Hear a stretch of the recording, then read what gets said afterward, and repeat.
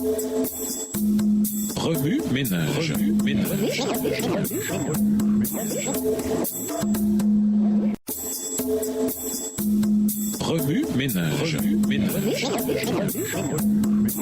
Bienvenue dans votre émission. Remue ménage. Nous voilà à la leçon de mardi. Investiguer. Lisons Hébreux 4, les versets 14 à 16, Hébreux 8, les versets 1 et 2, Hébreux 9, les versets 1 à 10 et Apocalypse 4 et 5. Hébreux 4, les versets 14 à 16. Ainsi, puisque nous avons un grand souverain sacrificateur qui a traversé les cieux, Jésus, le Fils de Dieu, demeurons fermes dans la foi que nous professons, car nous n'avons pas un souverain sacrificateur qui ne puisse compatir à nos faiblesses. Au contraire, il a été tenté comme nous en toutes choses, sans commettre de péché. Approchons-nous donc avec assurance du trône de la grâce, afin d'obtenir miséricorde et de trouver grâce pour être secourus dans nos besoins. Hébreux 8, les versets 1 et 2, le point capital de ce qui vient d'être dit, c'est que nous avons un tel souverain sacrificateur qui s'est assis à la droite du trône de la majesté divine dans les cieux, comme ministre du sanctuaire et du véritable tabernacle qui a été dressé par le Seigneur et non par un homme.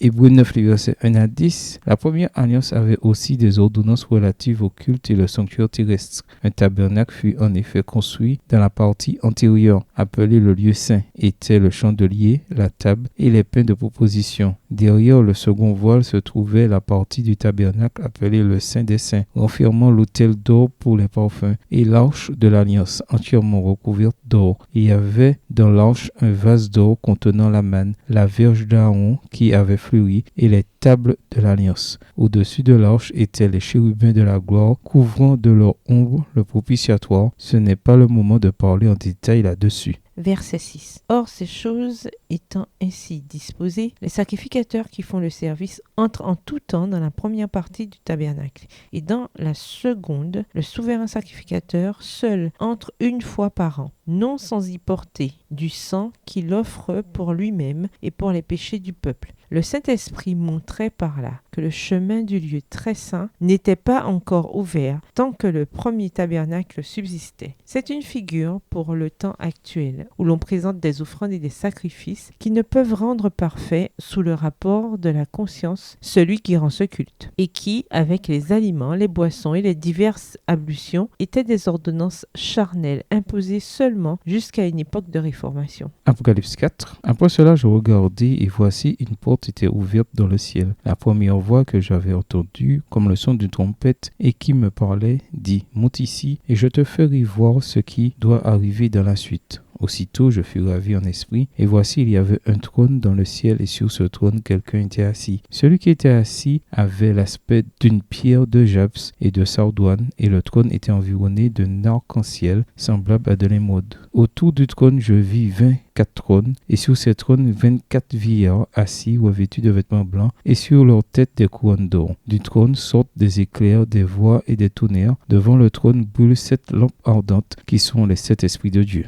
Verset 6. Il y a encore devant le trône comme une mer de verre semblable à du cristal. Au milieu du trône et autour du trône, il y a 4 êtres vivants, remplis d'yeux, devant et derrière. Le premier être vivant est semblable à un lion, le second être vivant est semblable à un veau, le troisième être vivant a la face d'un homme et le quatrième être vivant est semblable à un aigle qui vole. Les 4 êtres vivants ont chacun 6 ailes et ils sont remplis d'yeux tout autour et au-dedans. Ils ne cessent de dire jour et nuit, Saint, Saint, Saint est le Seigneur Dieu le Tout-Puissant, qui était, qui est et qui vient. Quand les êtres vivants rendent gloire et honneur et action de grâce à celui qui est assis sur le trône, à celui qui vit au siècle des siècles, les 24 vieillards se prosternent devant celui qui est assis sur le trône, et ils adorent celui qui vit au siècle des siècles, et ils jettent leur couronne devant le trône en disant « Tu es digne, notre Seigneur et notre Dieu, de recevoir la gloire et l'honneur et la puissance, car tu as créé toutes choses, et c'est par ta volonté qu'elles existent et qu'elles ont été créées. » Apocalypse 5. Puis je vis dans la main droite de celui qui était assis sur le trône un livre écrit en dedans et en dehors, scellé de 7 sceaux. Et je vis un ange puissant qui criait d'une voix forte, qui est digne d'ouvrir le livre et d'en rompre les sceaux. Et personne dans le ciel ni sur la terre ne put l'ouvrir le livre ni le regarder. Et je pleurai beaucoup de ce que personne ne fut trouvé digne d'ouvrir le livre ni de le regarder. Et l'un des vieillards me dit, ne pleure point. Voici le lion de la tribu de Juda, le rejeton de David, a vaincu pour ouvrir ouvrirent le livre et ses 7 sceaux. Verset 6. Et je vis au milieu du trône et des 4 êtres vivants et au milieu des vieillards un agneau qui était là comme immolé. Il avait 7 cornes et 7 yeux, qui sont les 7 esprits de Dieu envoyés par toute la terre. Il vint et il prit le livre de la main droite de celui qui était assis sur le trône. Quand il eut pris le livre, les 4 êtres vivants et les 24 vieillards se prosternèrent devant l'agneau, tenant chacun une harpe et des coupes d'or remplies de parfums qui sont les prières des saints. Et ils chantaient un cantique nouveau en disant: Tu es digne de prendre le livre et d'en ouvrir les sceaux, car tu as été immolé et tu as racheté pour Dieu par ton sang des hommes de toute tribu, de toute langue, de tout peuple et de toute nation. Tu as fait d'eux un royaume et des sacrificateurs pour notre Dieu, et ils régneront sur la terre. Verset 11. Je regardai et j'entendis la voix de beaucoup d'anges autour du trône et des êtres vivants et des vieillards, et leur nombre était des myriades de myriades et des milliers de milliers. Ils disaient d'une voix forte: L'agneau qui a été immolé est digne de recevoir la puissance, la richesse, la sagesse, la force, l'honneur, la gloire et la louange. Et toutes les créatures qui sont dans le ciel, sur la terre, sous la terre, sur la mer et tout ce qui s'y trouve. Je les entendis qui disaient: À celui qui est assis sur le trône et à l'agneau soit la louange, l'honneur, la gloire et la force au siècle des siècles. Et les 4 êtres vivants disaient Amen. Et les vieillards se prosternèrent et adorèrent. Remue-ménage. Quelle relation ces versets ont-ils avec le passage principal? Quels autres versets aux promesses vous viennent à l'esprit en rapport avec Lévitique, le chapitre 9? Au revoir. Et à demain si Dieu veut.